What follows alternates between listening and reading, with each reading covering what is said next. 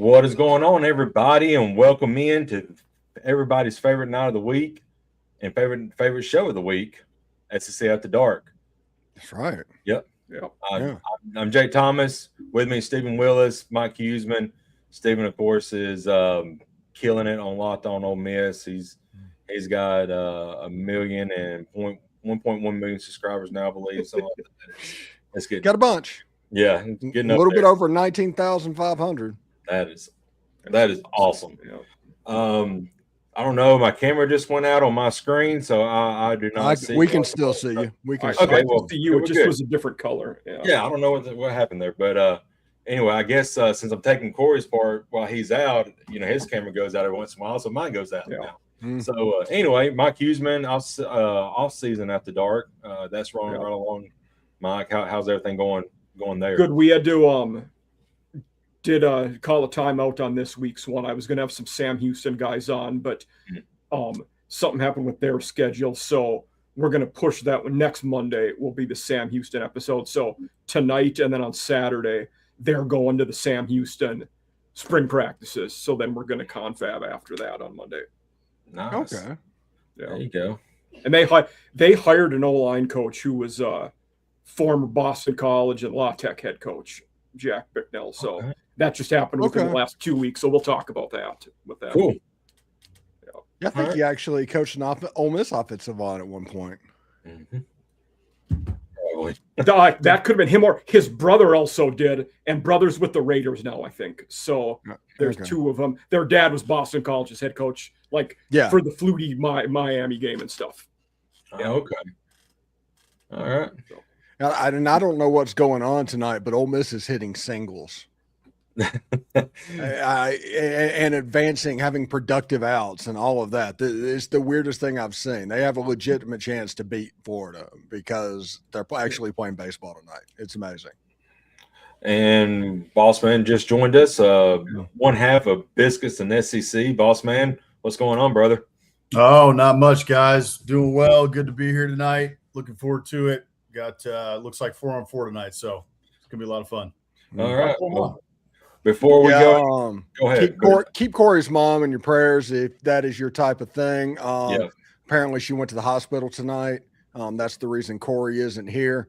Mm-hmm. And Jeb is recovering from surgery. It all went well, but there is a recovery involved in what he was going through. So he should be back next week.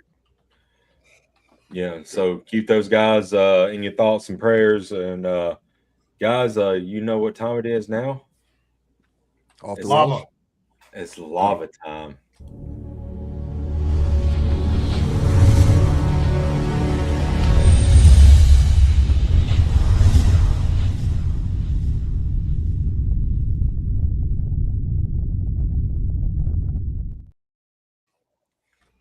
We can't start the show without the lava. Yeah, the lava has to be good. That's the cue. That's right. So anyway, where do we want to start tonight? I mean, we've had spring practice up here for like 3 or 4 weeks now. Have yet to talk about it, but LSU staff with the Will Wade signing is very interesting as well. So, where do you guys like to kick off tonight? Let's go with spring football because Ole Miss finally started spring football. So just I can now? They are literally because they had the delay. Yes. The delay. That's right. Mm-hmm. Yeah. Wow. So, I can actually participate in spring practice right now. That's the reason I haven't been talking about it because it hadn't been happening. Got you. Yeah. Wow. Well, Boss Man, have y'all started spring practice and what kind of storylines you got?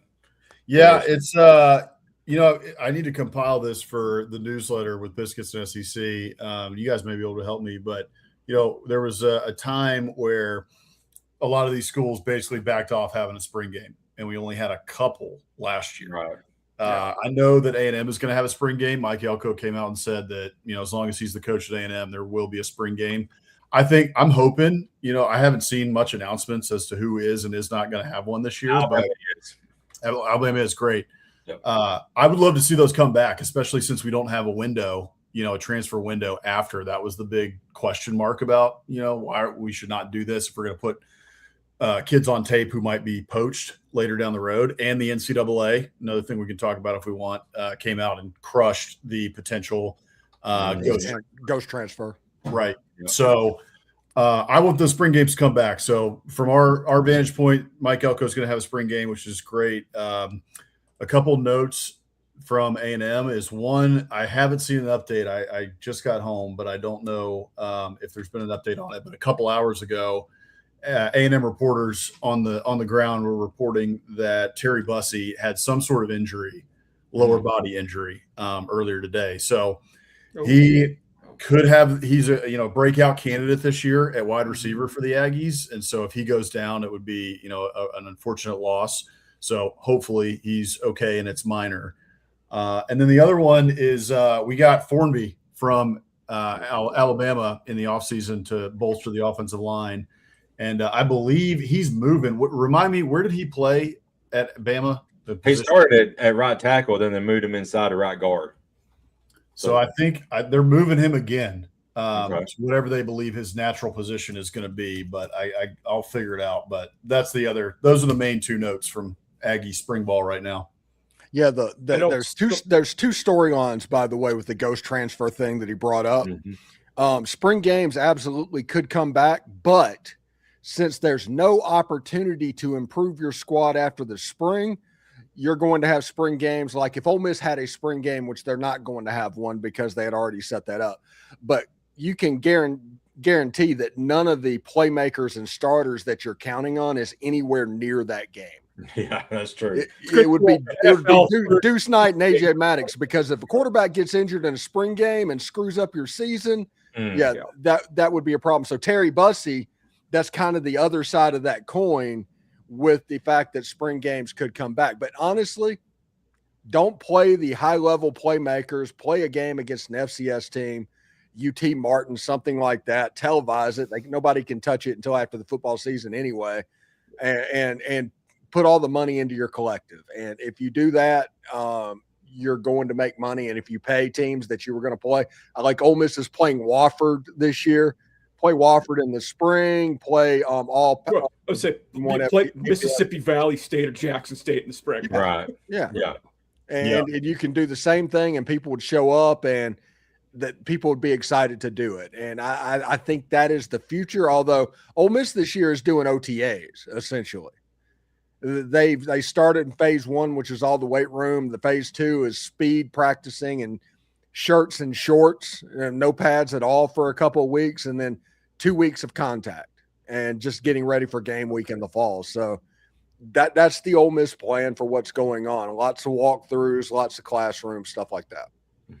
I know I was diving into what some of the schools aren't doing. So South Carolina, Mizzou, they're not having spring games. Mississippi State, Tennessee, Kentucky, they are having them. And Florida, I don't know. Like it was hit and miss, and everybody was saying different things. So I don't know what the Gators are doing. And I think Auburn, I think Golish said that they would have a spring game. Okay. If I remember correctly seeing that. So we'll see. I'm going to tell you something right now. You have a spring game where Deuce Knight's throwing the ball to Jace Matthews and Caleb Cunningham and a couple of the up-and-coming receivers and playmakers that you want to see. The freshman running backs are getting a lot of time. People would show up to see that because that is your opportunity to see that. That's a good point. I think that's a lot's been lost. It was sad when so many of them canceled them last year.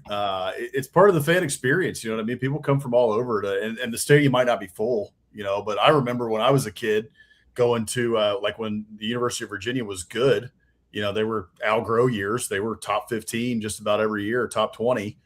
And, as a kid going there and getting the autographs of the players and, the roster, right? You're going to go, I need to get the autograph of this guy and this guy and this guy. Like the kids love it. So it's a fun spring day to go out to. So I'm glad that at least some schools are starting to bring those back.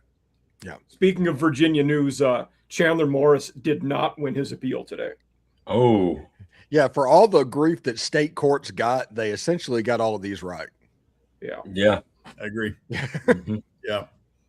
So that means that Clemson's going to be stuck with Vizima or Vizima, whatever. Christopher Vizima. Yeah. Birmingham, Alabama's own. If you believe the ghost transfer stuff, I don't know what would have happened there. Yeah. Yeah. Yeah, I think that Chandler Morris thing, he was destined to be Clemson's quarterback. Yeah. He did publicly say he was going to go back to UVA if he won his appeal, but who knows?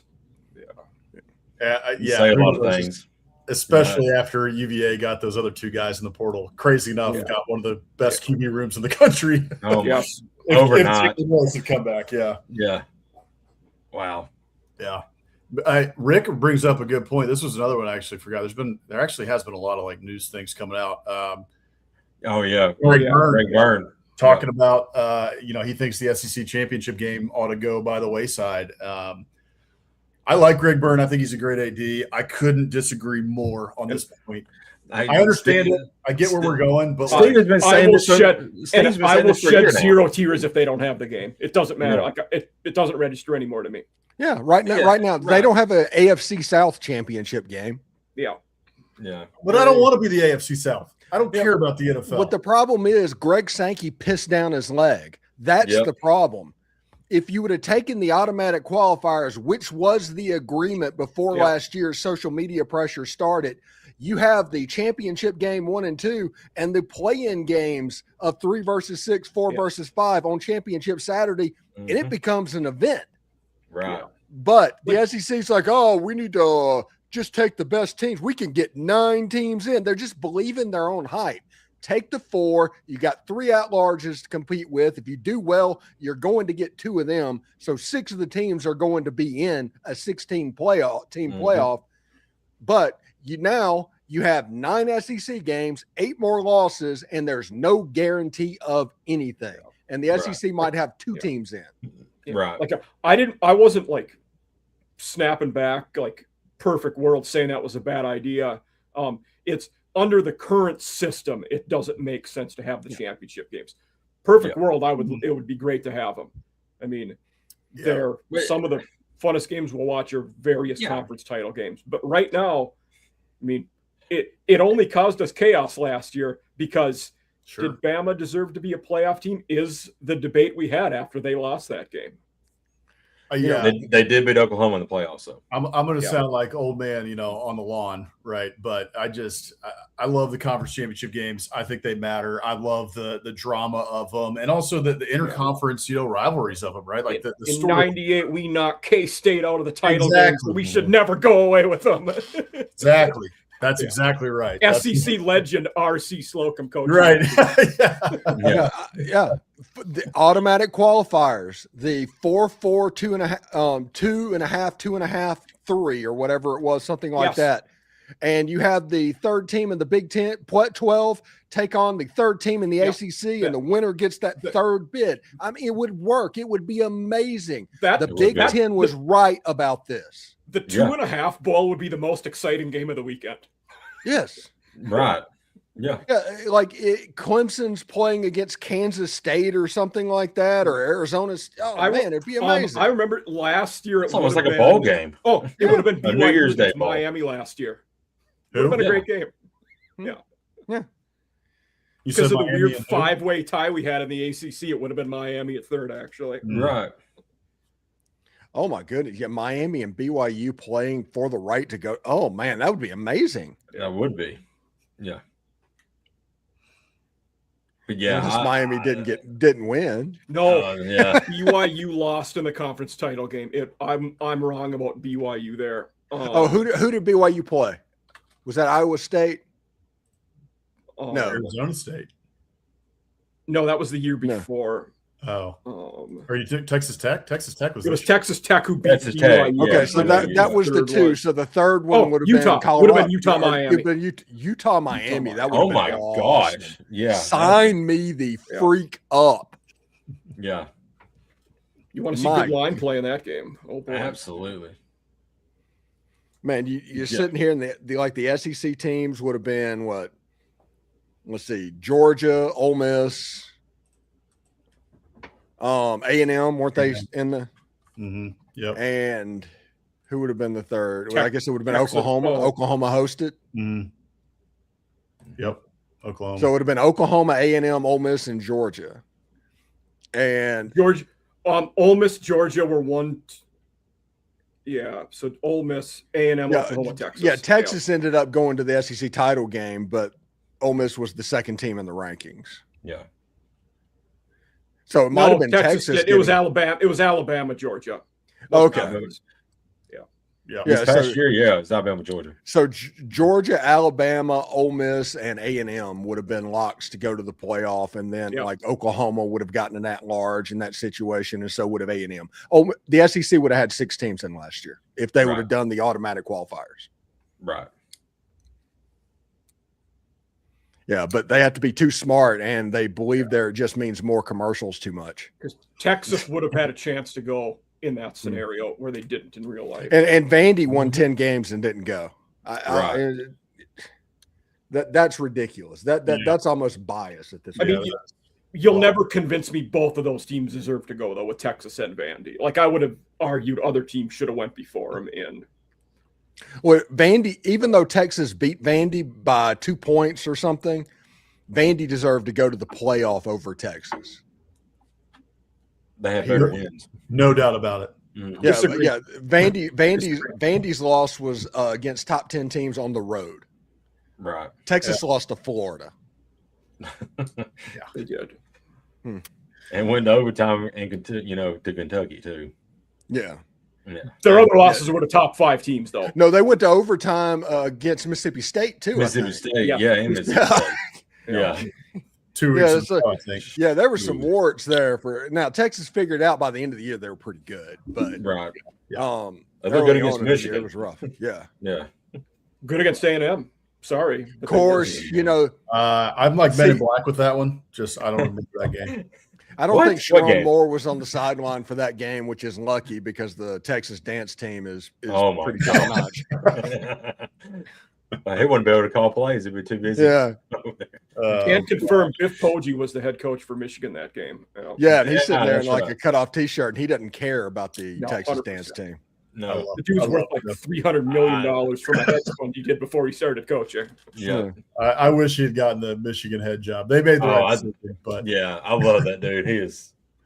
There's no nonsense with him. He's great. If y'all haven't seen the HBO documentary of the school that he coached in Maryland, it was a Catholic school there. Yeah, and he revived them. It's fantastic. Well, DeMatha? Was it Gilman? I think it was Gilman. Was it Gilman? He coached a couple of them, but I think that one was Gilman. Yeah. Wow. Yeah. I'll find the title for you guys. So anybody out there wants to watch it. The Cost of Winning. It is Biff Poggi. He is I think it's Gilman. So he led Gilman's. Is that right though? Because Gilman, no, it was his tenure at St. Francis Academy. That's the one. Because Gilman's like a lot of money, all that. Yes. This was not that. Yeah. This was one of the inner city ones that he kind of revived and helped bring up. So well worth a watch. I think St. Francis is like Wayne Dorsey, who played at Ole Miss. Defensive lineman. Okay. Yeah. There's some sort of connection there. I have no idea how he ended up in Mississippi from Maryland, but I know Shane Lee, Alabama, played for Biff there. Oh, cool. Yep. So speaking of Michigan, we can get on a little tangent here for a second. How do y'all think that Whittingham's going to do in year 1 up there? Underwood, all that? I mean, I really don't know. I have heard nothing about him taking clocks off the wall, so I don't know what to think. Yeah, right. That roster's pretty good. They were going to be better even if Moore was still there, and I don't think he's a very good coach. Whittingham brought in one of the best D coordinators in the country, Jay Hill, who was at BYU. His old coordinator came with him, Jason Beck.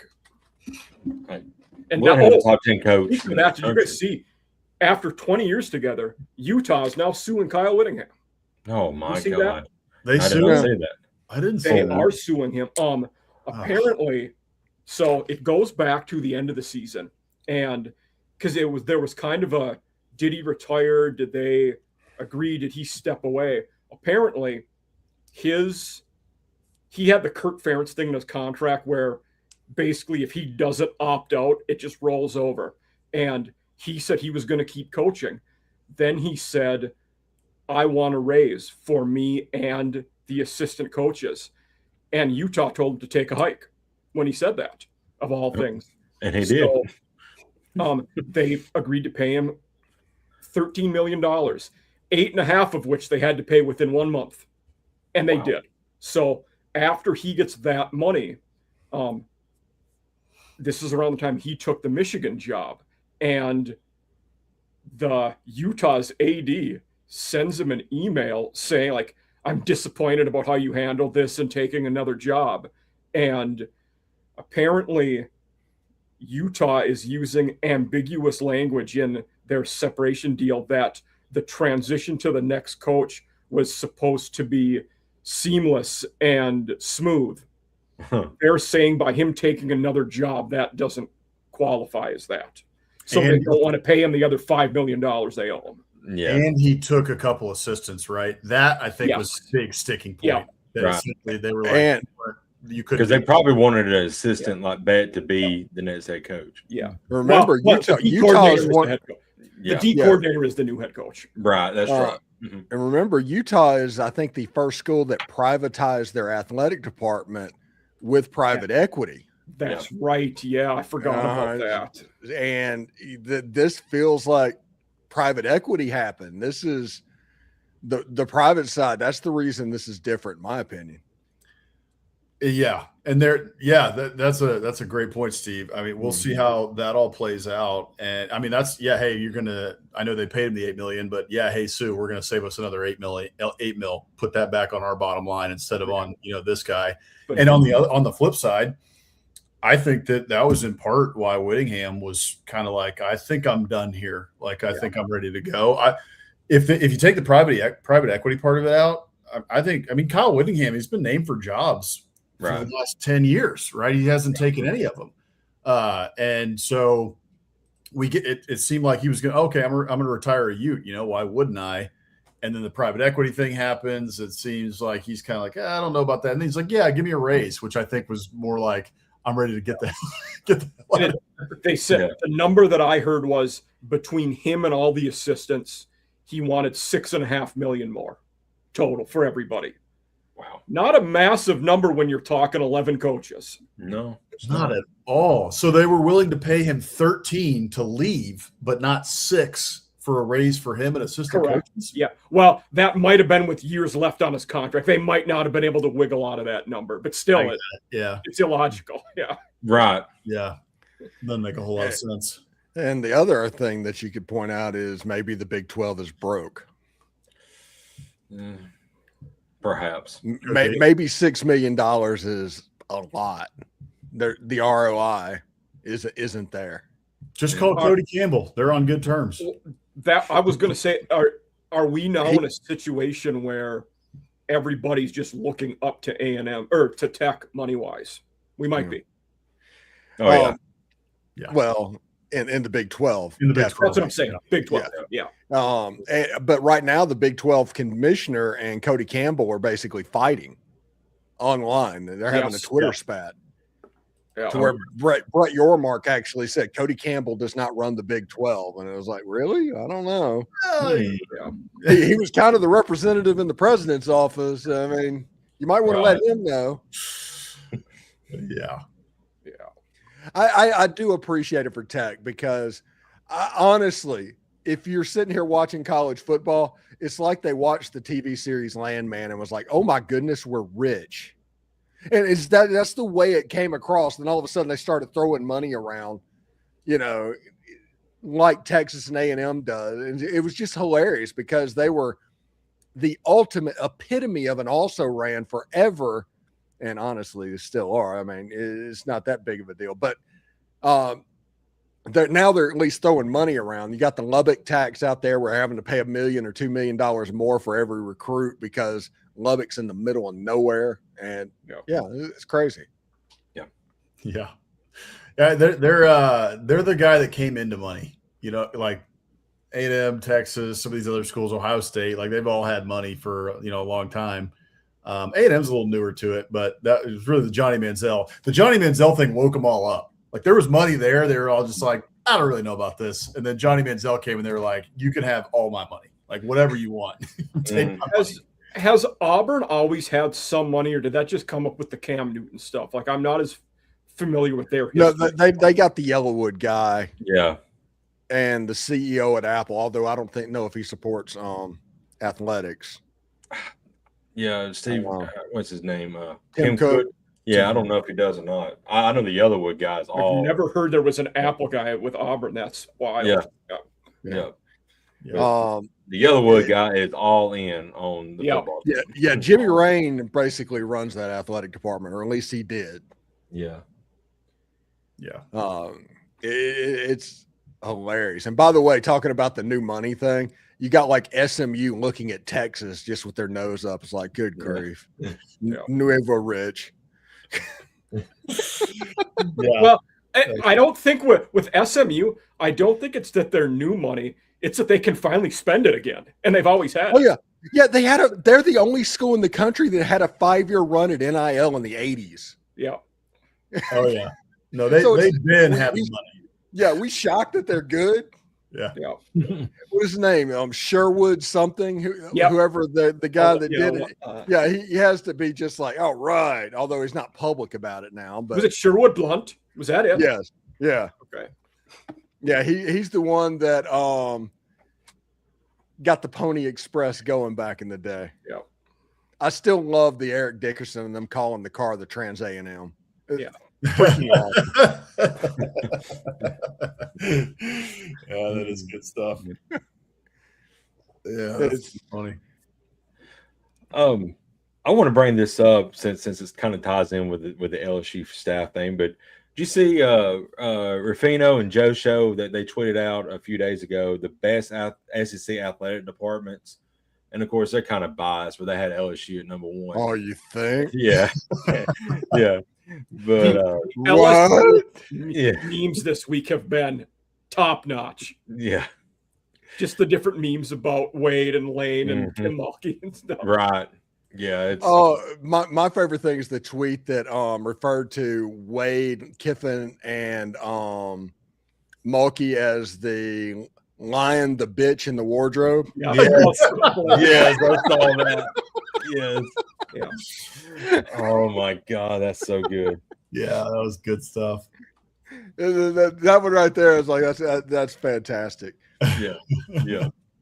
My favorite thing is one day Lane's coming back out after spring practice talking about what's going on. We need to be patient about what's going on because he has no offensive line. I mean, that's the secret behind what's happening over there. There's nobody on the offensive line really.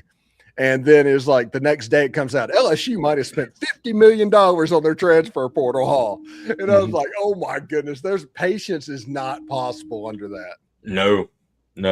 If they go 7-5, oh my God. Other than Jordan Seaton, they don't have many experienced guys up front. No, they don't. And he can pass protect, but he has been a liability run blocking. Mm-hmm. Well, and wasn't there a donor or like an anonymous source that was quoted in that LSU story about the $50 million, and they basically said, "Yeah, we spent on this money so that we don't have to wait for this. Like we're gonna win in year 1." And literally, it was like the day after Lane Kiffin. It's like be patient. Yeah. Great. Oh my! If they throw up a 5-7 or a 6-6 this year, there could be a tarmac. There could be a tarmac. Oh man! It could happen at 7-5, honestly. Yeah. I mean, and my goodness, have you guys seen Lane lately? I mean, how much spray tan can a person have? Good grief! He's spending a lot of time on TikTok, it seems. And oh my gosh! Yeah. He looks like George Hamilton. He's trying to run around Baton Rouge like he's like a kid in a candy store. Yeah. He's gonna get in so much trouble down there. Oh my goodness! I don't think people realize I don't think he realizes the fishbowl. And I think the George Hamilton thing is about right. Yeah. I agree.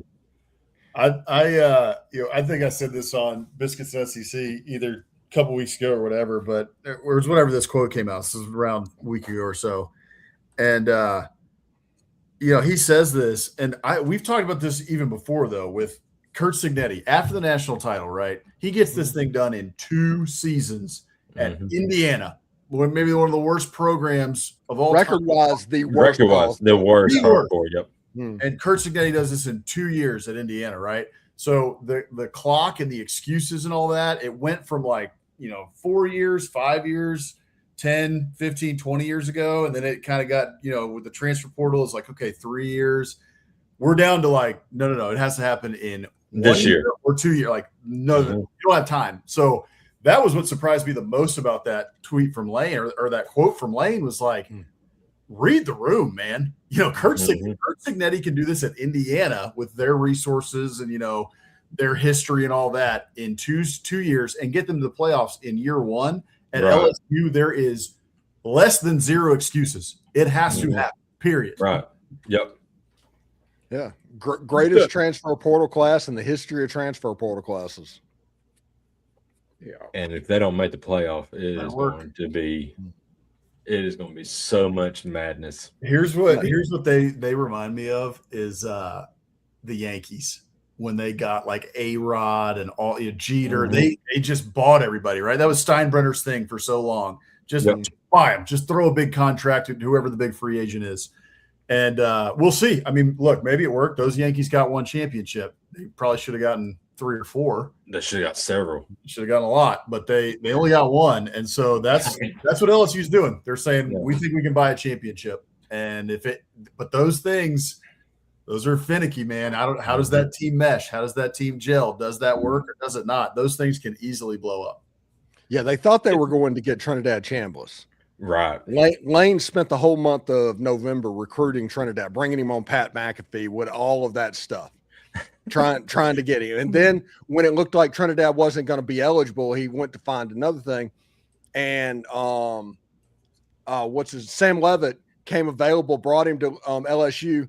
Then Damon Williams was available, and they went after him and just completely screwed over Sam Levitt on the building. So you had to spend $2 million extra for a quarterback that threw for 88 yards against Mississippi State. Mm-hmm. Yeah.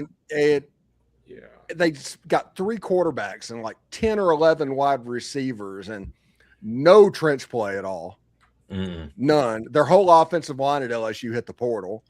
So it's going to be Devin Harper, who was going to play a little bit for Ole Miss potentially this year, and Jordan Seaton and a bunch of dudes. And in this league, that's going to be a problem, especially with the quarterback that had a foot injury. Yeah, I was going to say we all know how much and how important trench play is in the SEC. I mean, games are won and lost in this conference in the trenches. And usually LSU's they're known for that, right? Their history, that's what they're known for. They are mean in the trenches. They bully you in the trenches. Yep. Defense, they suffocate you, right? And they're coming downhill. It hasn't always been that way over the last, 8-ish years, 6 to 8 years. Especially the defense. Right. Especially and the next running quarterback that Blake Baker stops will be his first. If he ever does that. Yeah. I mean, that thing with Jalen Milroe down in Baton Rouge, that, just up and down the field, and Marcel Reed looking like big. Yeah. Yeah. Heck, Trinidad ran for 60, 70, 80 yards in that game, threw for 300. He does not do that well. No. So if the over-under is set, I haven't looked at the over-under, but if the over-under for LSU is set at 9 this year, where are you taking? Under. Under. Okay. That schedule's tough. Maybe under. Because they've already lost their top run-stopping defensive end and Relaford, and they have no way to replace it. And you cannot convince me that Lane Kiffin wasn't ready to be involved in the ghost transfer market before there was a penalty to it. He was going to be all over that. He was getting ready to poach somebody off of Ole Miss's roster in May. That was going to happen. Now that's not an option. So you just lost a defensive lineman. Your defensive line just got worse. And if there's any other injuries or whatever happens, now you have to be lucky or your trench play is going to be bad. Yeah. You brought up the point that started off, though, was interesting, Boss Man. You just talked about the expectations there. And I was looking at some stuff this week, and it originated with Kiffin, but it just spread to the concept of how much less patient we are with college football than we used to be. And it gave 3 of the 5 best head coaches ever: Bobby Bowden, Tom Osborne, Joe Paterno. Paterno took him 17 years to win a national title. That was the quickest of the 3. Bowden took 18 years. Osborne, it took 21 years to win a national title. Right. Like, we're never – John Wooden, who won all these in basketball, won, I think, 11. Took him 16 years to win a national title at UCLA. Yeah. I mean, there's I was looking through. So when we did the interview preseason last year with Jay Busby of Yahoo Sports, and he wrote that book, Iron in the Blood. Well, I remember, I think I know a decent amount about that rivalry, right? I'm not from Alabama, but I've watched college football all my life. I kind of, I generally know. But that book gave me a lot more in depth about what that rivalry is, all the way back to when college football started, right? Mm-hmm. And he talked a lot about the era with the Bear and Shug Jordan. Mm-hmm. And I was like, okay, I don't know a lot about Shug, I'm going to look him up. Well, you go and look at Shug's record, and it's impressive, right? He's a great coach, but it's a roller coaster, man. Like, there are seasons where, okay, one year they were 11-1 or whatever it was, or 9-0-1, and then the very next year they were under 500. Right. Like, in this day and age, like, Shug Jordan's on the rocks. It's like, this guy's gone. He's done. Well, to be fair, you just described every Auburn coach since ever. Yeah. We talked last week. Malzahn, we made the Jimbo joke last week, Boston, and I said, Gene Chizik, who was 14-0 and won a national title. Right. Years later, they were 3-9, and he lost his job. Right. The next year. Orgeron, right? Ed Orgeron. 14-0, 8-5, 3-9. Done. Mm-hmm. So, I encourage folks to go look at Shug's record at Auburn and some of these things I'm talking about. So 1963, here's a good example, okay? I'm going to look at Shug. 1958, 1959, 1960, they won above 7 games in each of those 3 seasons. The next 2 years, 1961, 62, they only win 6. Then they go up, and he goes 9-2 in 63, back down to 6-4 in 64, 5-5. All right, in 65, 4-6 in 66. After 66, Shug coached another 9 years at Auburn. Okay. Mm-hmm. If that happens in today's day and age, 66, 4-6, 1967, you go 6-4. Year before that, 65, you're 5-5. You go 5-5 and 4-6 in back-to-back years. We do not care what you have done for the previous 10 years. You are gone. And he got another 9 years at Auburn. And his name on the stadium. Yeah, that's right. Name on the stadium. Right. Yeah. So it's just, it's a completely changed game. I mean, and that Shugs is an incredible testament to that. Like, that is the poster child for it. Because seriously, go look at it. It is like roller coaster the entire time at Auburn. And they had patience with him because they were like, okay, hey, we might suck for 2 years, but it's going to come back. And for me, it's an interesting concept to talk about, because did we have more stability, or did we tolerate mediocrity more, or was it both? There's so many different ways you can go with the changing of mindsets from then to now. I think it's part of it. I mean, I'm sure there's many factors to it. I think one is we gave those guys way more institutional power. They were athletic directors. Yes, true. Yeah. I think with visibility comes lights, right? The lights are shining brighter on you. And up until, what was it, like the 80s and the 90s, did we really have – it was like one national game a week, And so – and now every single game is televised, and that just ratchets up the level of intensity and also the fan support or non-support. And, I mean, think about it too. Like, back in those days – not only was there only like one game a week that was nationally televised, if you wanted to listen, hear what your team was doing, you had to either go to the game or you had to listen to it on the radio. Mm-hmm. But now we've got SEC Network, SEC Plus, ESPN, ABC, all of them, Fox are televising these games. And then people like us. Exactly. Right. Doing nothing but the hot take stuff constantly. Right. And you've got SEC Network on 24/7, right? You got Peter Burns and Doring and Alyssa Lang and everybody 24/7 talking about it. I mean, if you take a time machine back and talk to those people, what's Conference USA and why do they play on Wednesdays? The game looks so different overall than it did back then. Totally. Midweek games and and the other part of it too to me is money. You know, the athletic department's not operating with the amount of money that they do now, or the boosters. In 1980, Ole Miss, Mississippi State, and Southern Miss basically had the same budgets. There was a little bit more at State and Ole Miss, but not much, not enough to exactly matter. And that's why Southern was so good and they dominated during that period. And as it grew, now you have Ole Miss making $150 million a year athletic budget. State's up there somewhere around that, and State and Southern's at 30.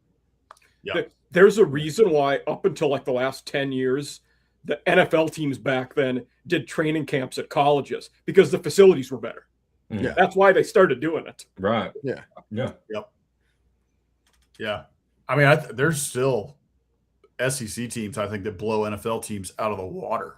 I mean, there's NFL teams that have done a better job, and they've, but not all of them. I mean, that's why the Cowboys, even though the Cowboys like have their issues, right? It was always like those guys want to go play there because, first of all, Jerry Jones is going to pay them, and he might, if they get to a second contract, he might pay him a stupid amount of money or trade him for something dumb, But at the very least, the Cowboys have incredible facilities. All their stuff is going to be top notch no matter what. And that you couldn't say that about all the NFL teams. Right. Yeah. Back in the day, like I watched did anybody watch the Joe Montana documentary on Peacock? Yeah. Where he was talking about, he was just on the phone and he was like, hey, I wonder if I can dial out from the press box phone whenever all of that. And he figured out he could call his wife at home from the field. I mean, the facilities, they just had a phone in that situation. You just hit 9 to dial out, and that's good. Before that, it's just an extension. That's what the press box was. It was, extension 3333, the offensive coordinator. It absolutely hilarious. Now there'd be basically secure walkie-talkies, and that's at Conference US, like Jacksonville State and Kennesaw State's going together on a Wednesday, and they got communications devices that the Ukraine would be excited about. When today you couldn't even get on the Wi-Fi without knowing passwords in the stadiums and press boxes. Right. Yeah. Yeah, that's the truth. Yeah. It's not. Oh, by the way, one thing that before we get out of here, since we have about 15 minutes. Have y'all seen Will Wade's staff, his basketball staff? Yeah. It's all basically guys that got in trouble with the NCAA coaching basketball, including one at LSU. Former head coach. I'm not counting Will Wade, who also got in trouble and got fired at LSU. But 3 of his assistants, all of them have NCAA pass.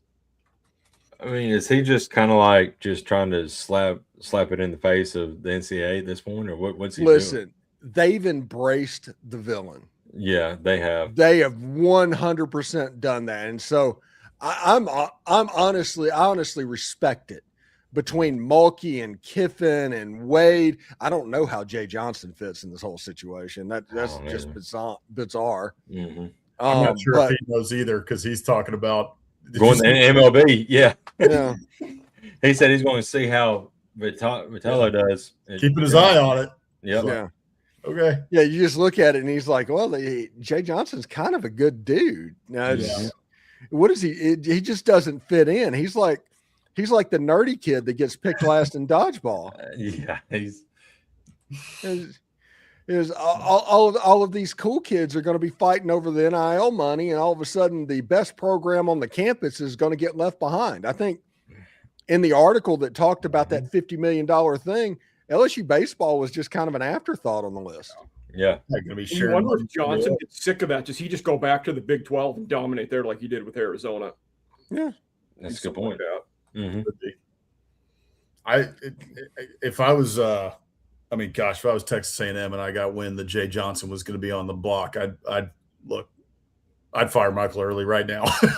Bring me Jay Johnson. Yeah. Like, Michael, you're a nice guy, but Jay Johnson is probably he's top 3 coach in college baseball. Absolutely. It's like, why is he available? Oh, Jay Johnson's just too good of a guy. You got to get it. Yeah, I mean, that's what it is. I mean, he's not as much. He's not enough of an asshole. He's not mean enough. Yeah. No. Although, hey, you got to give him credit where it's due. He'll get out of the dugout and start yelling at opposing batting coaches every once in a while. He's got to. Yeah, but it's not like Kim Mulkey running smack like a WWE promo to nobody in a room, basically, kind of a tree falling in the forest and nobody's there to hear it type thing. And it's like nobody cares that you won a basketball game. Nobody. Quit. And speaking of kind of that villain role and all that, but did y'all see Dan Hurley after UConn made that shot? He had his little shoulder, his jacket off on his shoulder, and he headbutted with the ref. Any other coach in this league in the NCAA would have had a tech, would have been thrown out of the game, but because he's a Hurley, he was okay. I think it's just It's weird that they've kind of become like the first family, but the Mannings of basketball, essentially. Right. It's weird. Mm-hmm. I mean, Bobby did get fired at Arizona State. Yeah, that's true. Yeah. And Bobby was the good one. Yeah. You wonder now, is Bobby going to go be his assistant, or does he get a head job somewhere else? Because UConn's top assistant, Luke Murray, got the head job at Boston College. Oh, by the way, Luke Murray, his dad's Bill Murray. That's Bill. Yeah. Oh, wow. Okay. Yeah. Cinderella story. Yeah. Wow. So that's pretty awesome to land Luke Murray. You're gonna have Bill there for some games, you'd think. Mm-hmm. Yeah. At least for his debut, his home opener. Yeah. I'm sure. Definitely. Yeah. I know Bill spends most of his time in Charleston, Hilton Head, South Carolina. He lives down there most of the time. Okay. But, I like his cameo in Zombieland, Top Shelf. You didn't expect it when it happened. Yeah. No, he's just out there playing golf, pretending to be a zombie so they don't mess with him, so he can get 18 holes in. That's so great. That's amazing. I don't know, man. So my it's interesting to me about LSU. I think part of this was the governor, just to get on the Will Wade thing for a second, is so I'm looking back, I know he won while he was at LSU, right? Like they were winning games. They were. In 18-19, they finished the year ranked 12th in the country, and they got as high as number 9. And that year is when I think they lost in the Sweet 16, looks like. So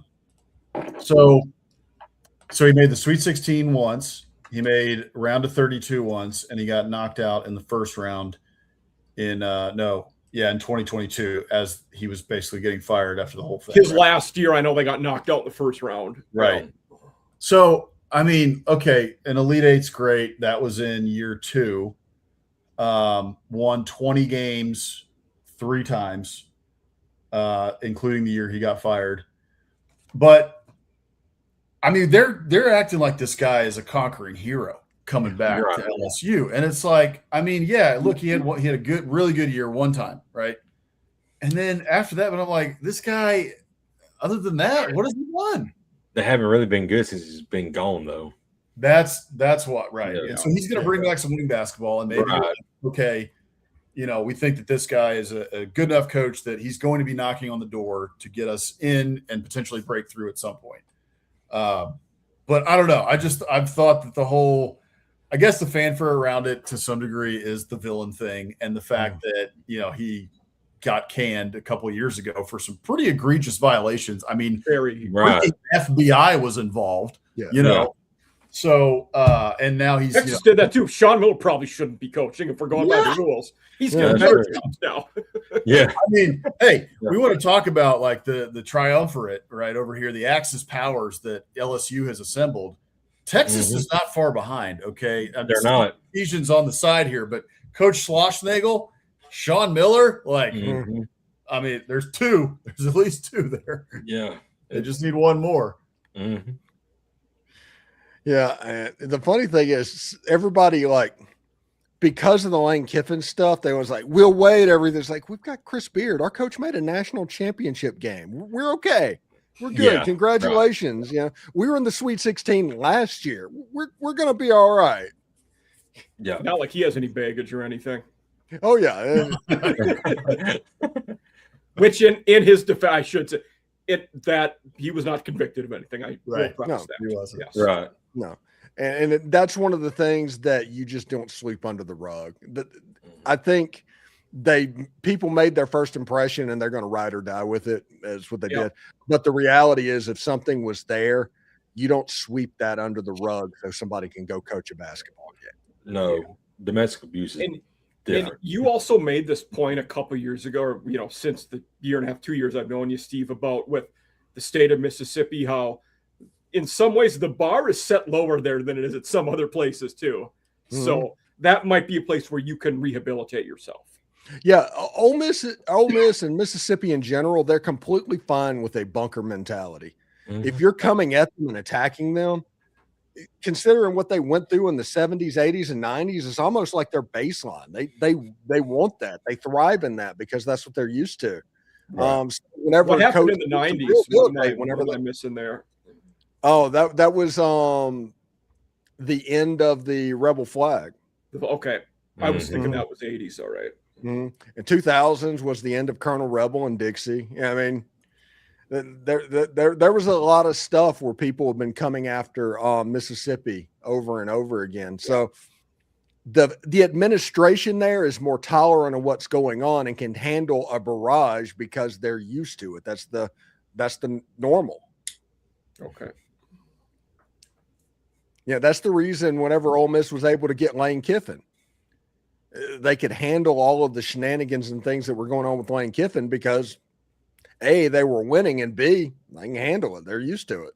Right. Yeah. Maybe it's why Mississippi State could take Jackie Sherrill that did have some baggage coming with him. Yeah, no, Jackie. That was all false UT rumors that took down Jackie Sherrill at Texas A&M. He was clean as a whistle. Yeah, that's the reason he was working at a car lot when he got hired by Mississippi State.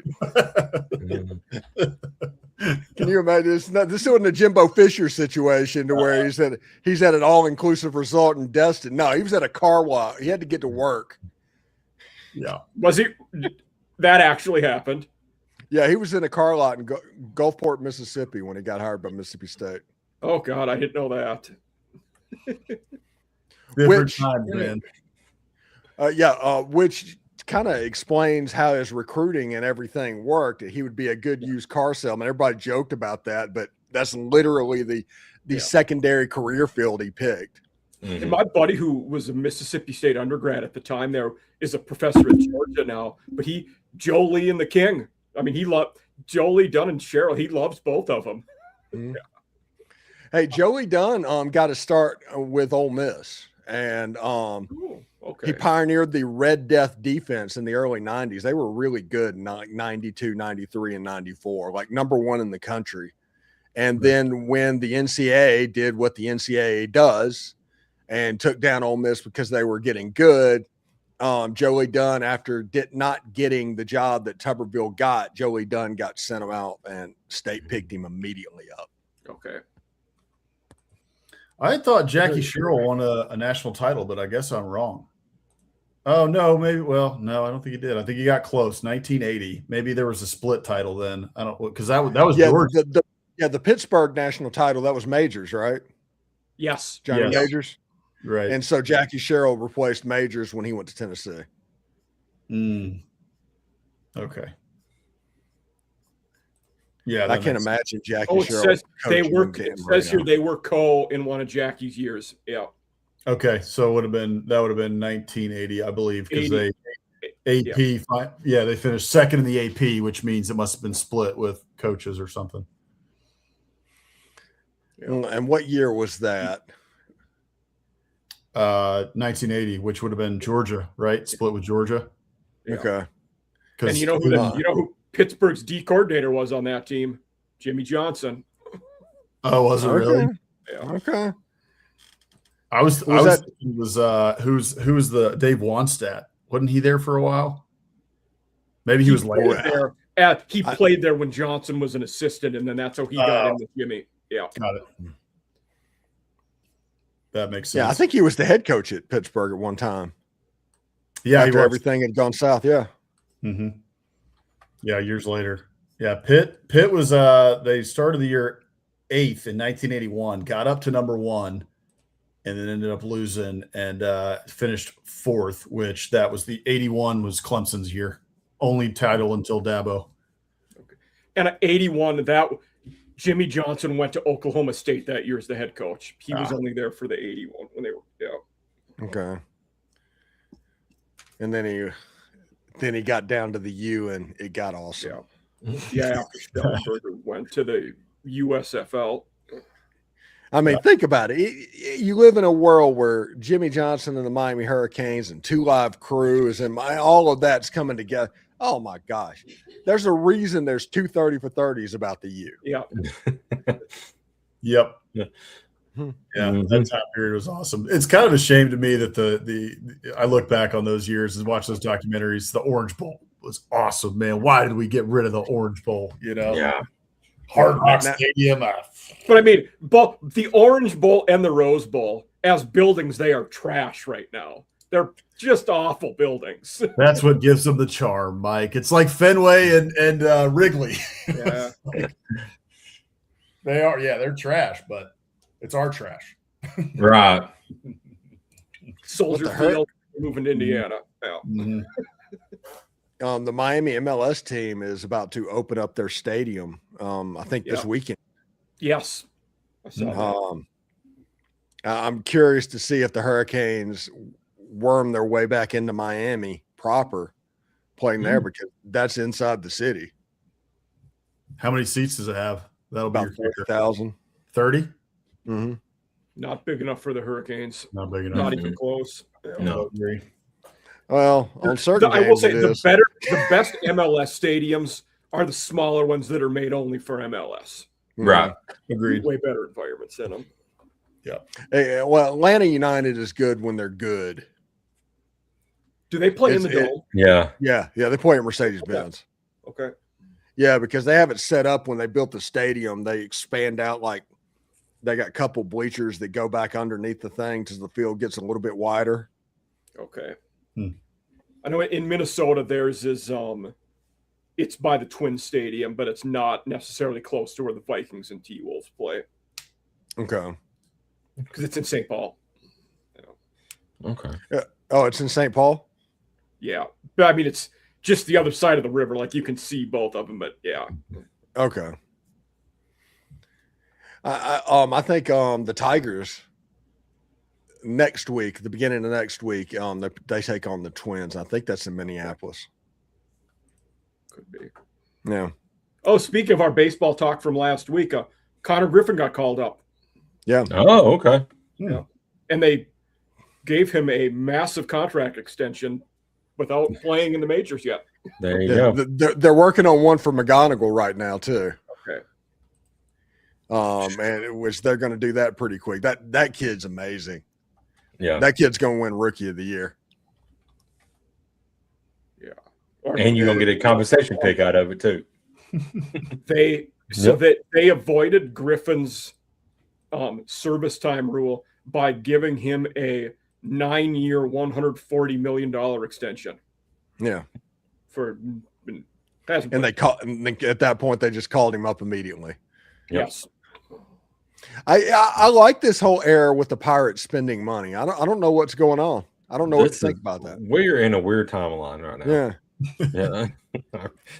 I mean, the Florida Marlins are winning like crazy. The Pirates are spending. Yeah. Well, what is going on? Anyway, 2 minutes, boys. 2 minutes. So 2 minutes. Anyway, this has been SEC After Dark with your boys, Stephen Willis, Boss Man, Mike Huseman, and I'm Jake Thomas. Thank you all for joining us tonight. You can catch us live every Thursday night right here. You can catch Steve live, on his show, Locked On Ole Miss. Probably you do what? 6, 7, 8, 12 episodes a week. It's crazy. Let's see, 2 a day. It's about 14. Yeah. Wow. And sometimes great news, I do, guys. Sometimes I do. Great news. The Gamecocks just took down the number 2 Longhorns 9-1. Oh yes. Everybody did. There you go. Yeah. Good. Yeah. Stephen Willis. Ole Miss is one out away from taking down the Florida Gators. Nice. All right. There you go. That's good. That's good help there, Mike, because you got to blunt the momentum of the Horns. They swept Oklahoma. Yeah. Last weekend. Loss is washed up. You guys didn't need them. Yeah. I think they play us next, maybe. Auburn's beating Arkansas 10-1. What's happened to the Hogs? This will be 4 or 5 losses in a row for them. 5 straight. Wow. Yeah, that's rough. Vandy's up 12-8 on the Aggies in the 9th. I don't like that. Right. No. Yeah. Well, good for Corey. Yeah. Yeah. Yeah. Yep. There's that one. Bama's beating Oklahoma 10-4 in the 8th. Dang, come. Okay. I don't know what's happened to Alabama here lately. After getting swept in Lexington, they've turned a switch. Red hot. Yeah. Red hot. Anyway, Boss Man, one half of Biscuits and SEC. What y'all got coming up here in the next episode? We're gonna have a lot of fun here. So I think we'll see if we start it next week. I think we're gonna try and start it next week. But we also got the Final Four we got to talk about. So we'll figure it out. Maybe have some news.